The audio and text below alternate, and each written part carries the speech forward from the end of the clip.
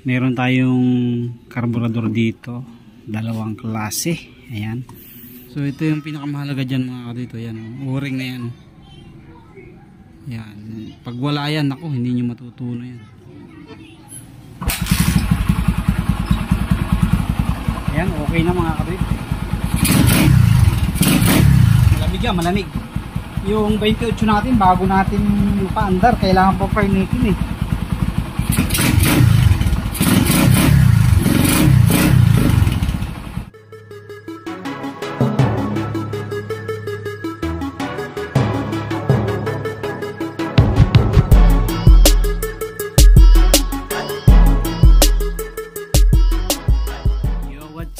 What's up mga kaduit, ayan, welcome back dito sa ating YouTube channel. Kamusta po kayo? At meron tayong karburador dito, dalawang klase. Ayan. So itong isa, ito yung binili natin last time sa Shopee. Hindi natin napatino kasi limited lang yung jettings na mailalagay natin. So bali ang jettings na nakalagay dito stock lang, hindi magtugma doon sa ating barako, hindi matono. Pero maandar naman siya, kaya lang kinakapos. Tapos ito naman, pinauwi ko sa tatay ko galing sa amin sa Mulanay. So do-double check natin to kung goods po ba to.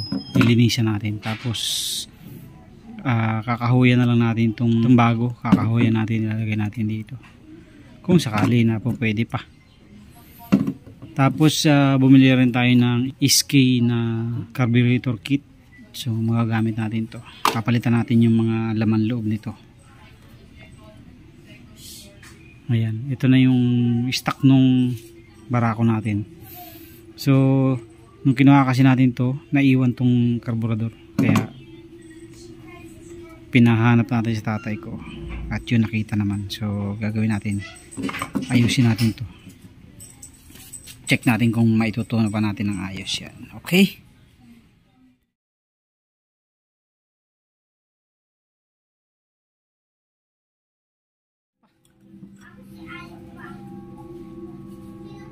So buo pa yung ano niya, oh.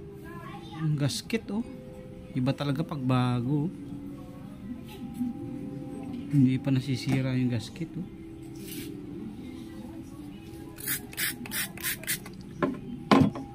Lilinisan natin to.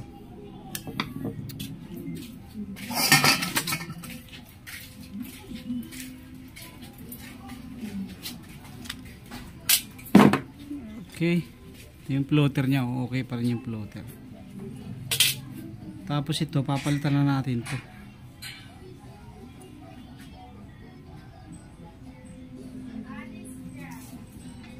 Na siguro.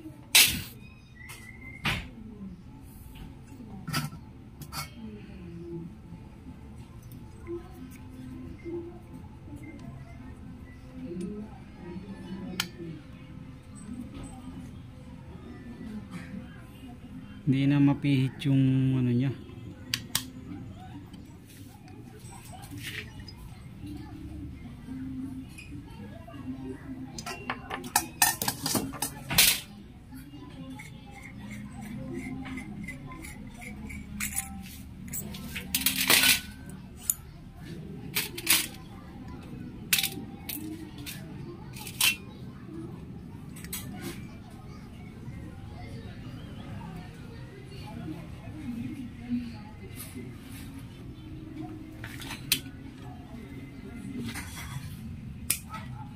Matanggal.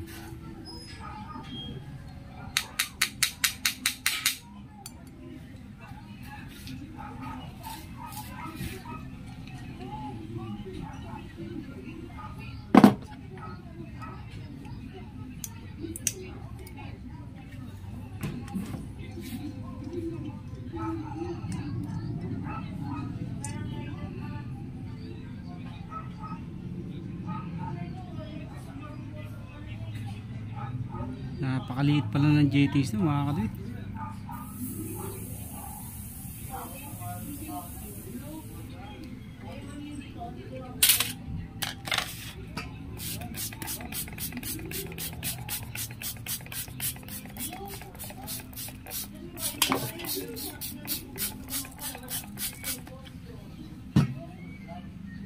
Problema natin ito, hindi matanggal. Ere.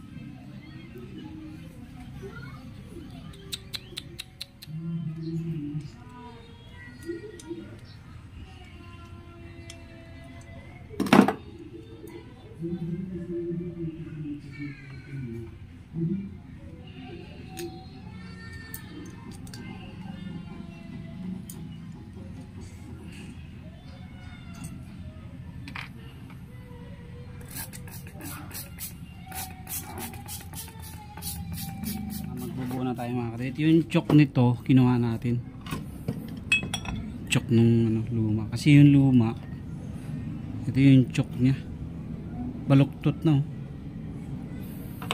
so ito kinuha natin to.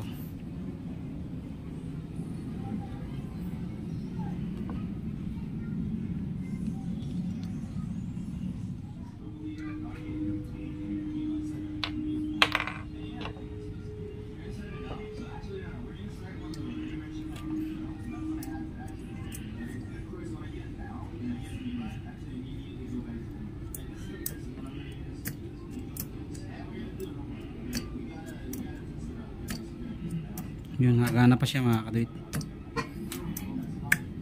Okay. Tapos lagay natin ang main jet.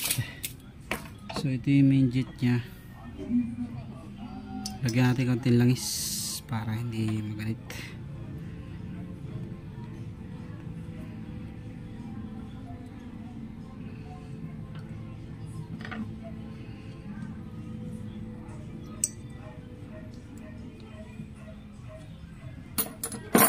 So yung slow jet nya, hindi ako sure dito, yan lito.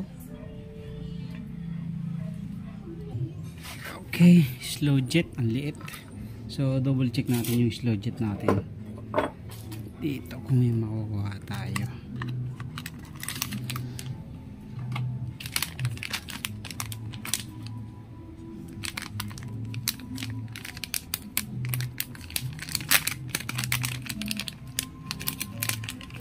So palitan na rin natin yung ating ere. Kaso parang magkaiba, magkaiba nga, hindi pwede dito.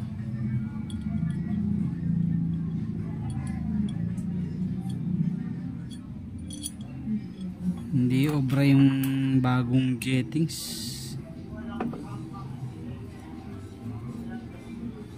Wala mga kaduit, magkaiba siya. Oh yan, magkaiba siya mga kaduit. Pero ito malalaki butas. So sa dulo naman mas malaki yung isa.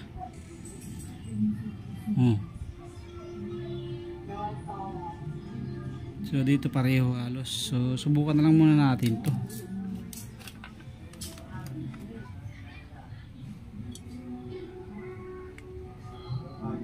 Ang liit ng butas.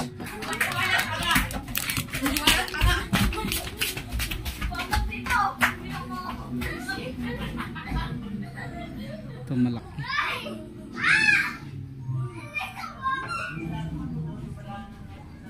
Pero mas malaki pa rin yung nakakabit. So kabit na lang muna natin ito para lubugan jettings nito.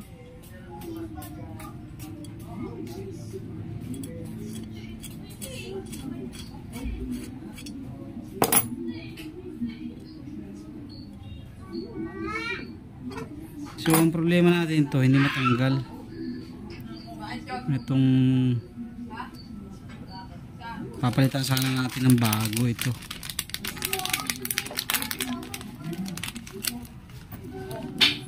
Sana ipapalit natin, kaso hindi naman natin matanggal.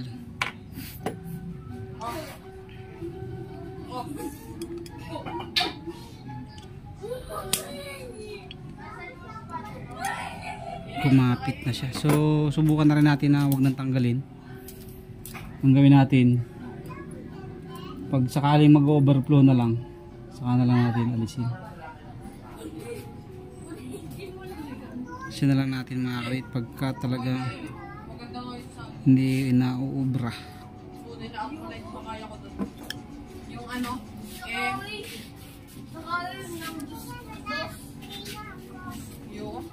Nung nakakita na ako ng parang dos ah. last na trip pa. So papalitan na natin mga karit ng mahaba. Ito nakalabas kasi ito. Ito yung nakalubog. So mahaba yung pinaka screw nya. Ayan. Yan, mahaba siya. So ito yung pinaka-importante dito ngayon. Meron niyang o-ring na maliit. Ito yung pinakamahalaga dyan para matuno ng ayos. Ayan. So ito yung pinakamahalaga dyan mga kadito. Yan, o-ring na yan. Yan. Pag wala yan, ako, hindi nyo matutuno yan. So ang gagamitin natin spring ito pa rin. Ito yung ano, yung bago. Tigas. So dito tayo. Spring muna. Yan, spring. Tapos yung o-ring. Yan.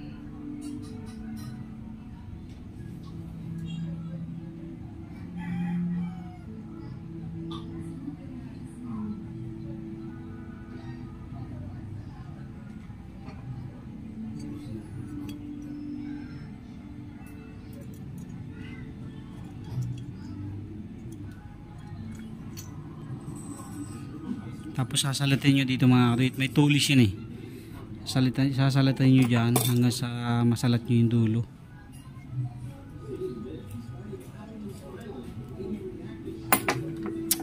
Medyo maganit. Lagyan natin ng langis.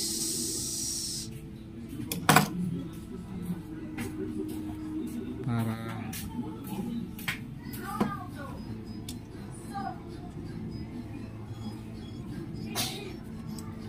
pag nasalat nyo ng mga kadawit yung tulis, bilang kayo ng 2 kalahati pabalik o kaya 3 kalahati.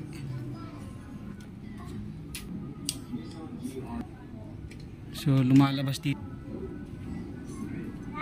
Ayan, hindi siguro makita.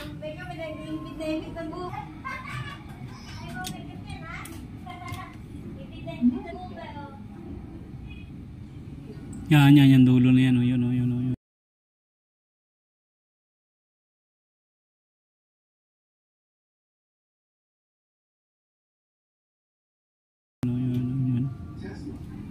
So salat nyo yan. Tapos pag nasalat nyo na, samdamin nyo na pumantay lang siya. Tapos ikot ng 1,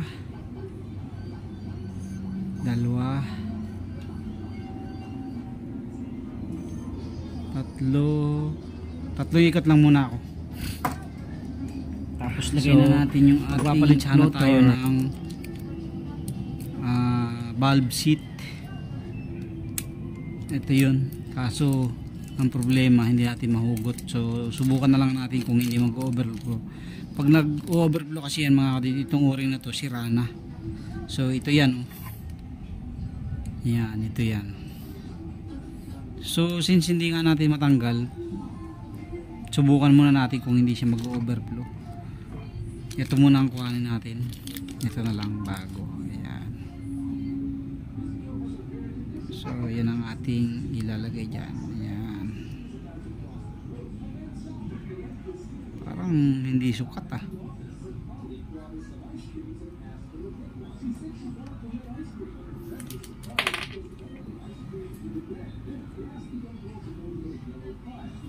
May gap na kaunti. So dito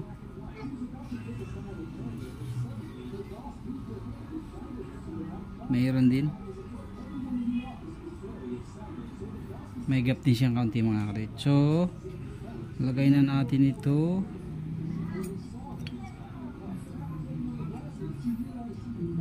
So swak nyo muna dito. Ayan. Tapos lagay natin ang pin. So ito yun.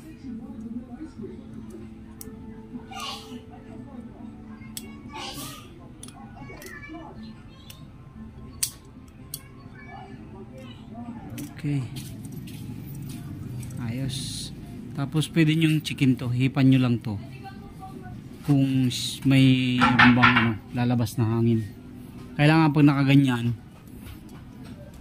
ay hindi nyo may hipan to, nakalak dapat yan.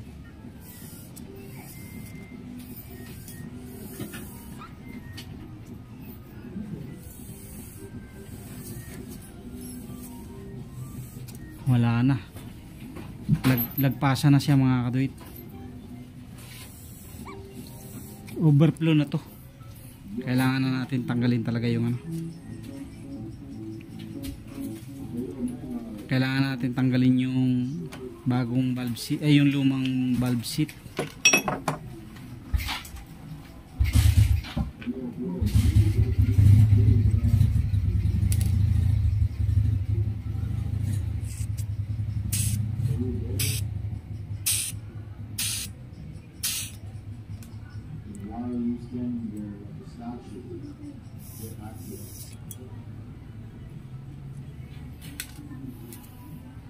To, tingnan natin to.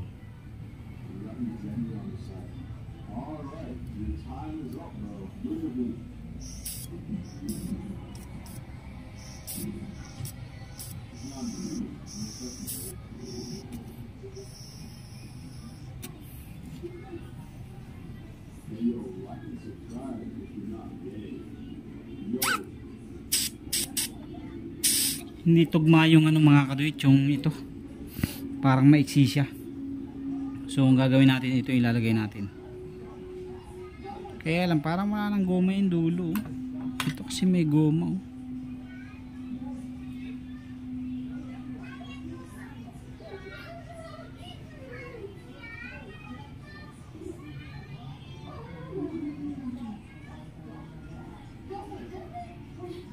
Magkaiba sila mga kaduit.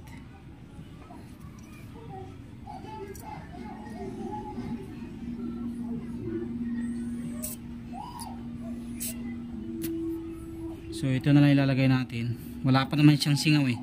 So dapat pag tinakpan nyo to, kung may singaw siya dito sa o-ring, pag tinakpan nyo to, dapat may lalabas na hangin dito sa gilid.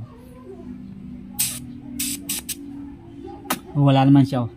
Ibig sabihin wala pang singaw ang o-ring. So ang gagawin natin, ito kukuhanin natin yung spring.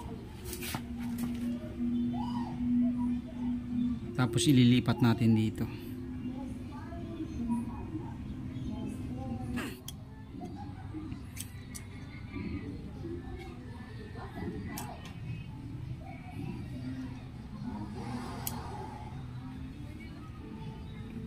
Tagal.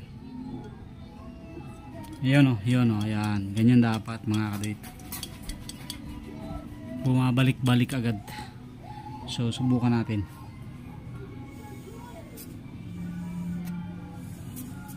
Okay, so ito na mga kaduit yung ating karburador. Parang bago ulit oh. Ayos na.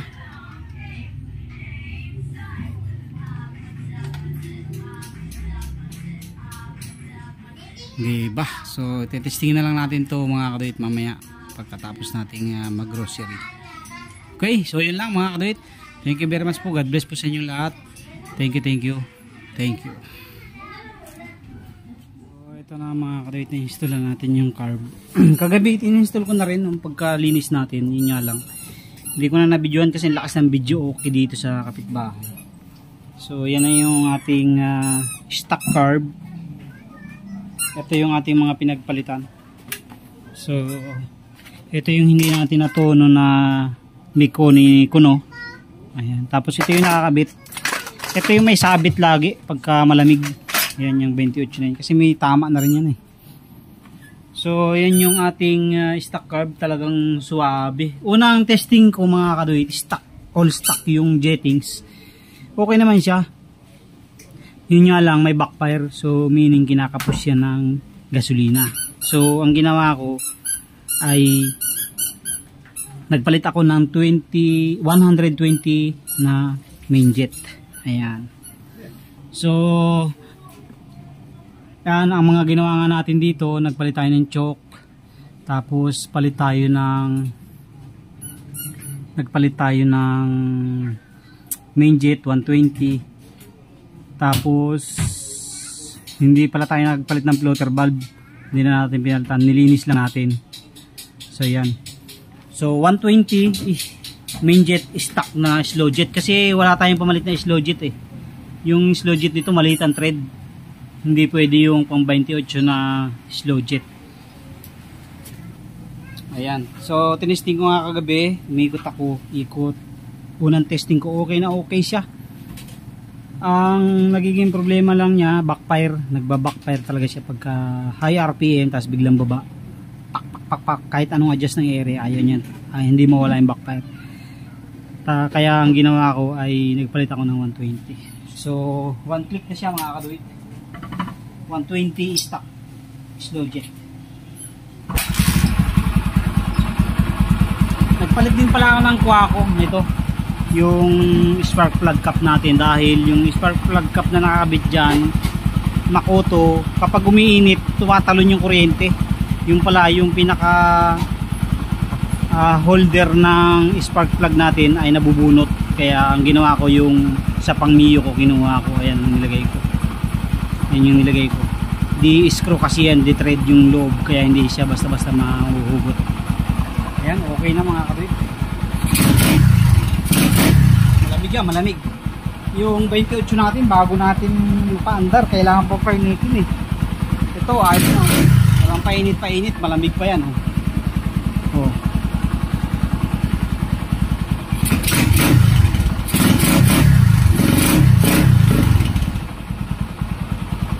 So, ayos na ayos mga kabit.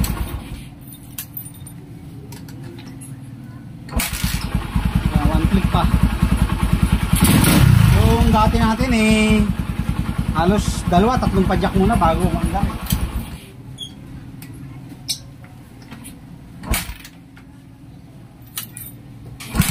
Ayan, one click lang. Ayos na ayos mga kadis. Ganda nung card natin. Basta stock talaga, okay na okay. So at least nakuha natin yung stock card niya at natuno ulit natin. So hindi na ganun kalakas sa gasolina yan. Pag medyo lean siya o medyo rich, kasi 120 nilagay natin, papalitan natin ng 115. Meron naman ako 115 dyan. Kasi naka bore up na yan ng 0.25 eh. 175 plus 0.25. Kaya ang ginawa ko 120. Pero stock card pa rin. So okay na mga kaduit. Kakabit na lang natin yung tapalodo nito. Ayan. Pininturahan natin kasi kinakalawang siya eh. Chrome lang kasi siya, plated. So tapos ito, sunod natin sa 1111 o kaya kay Boss Puy, bili tayo ng color chain para magandang tingnan. So yun lang. So ganun lang kadali magtono ng ano, stock card. Hindi katulad nung ano na yun, nakailang baklas kabit tayo nung replacement na yun. Ang hirap tunuhin. Ito kahit i-high RPM mo, wala nang ano, wala nang backfire. Yun ang kasi ang mahalaga dyan eh. Yung pagkagaling mo ng high RPM, walang backfire. Yun yung pinaka the best dyan. Okay, so yun lang. Thank you very much po. God bless po sa inyong lahat. Happy Halloween. Register na lang talaga to at pwede na natin servicein sa EPSA to.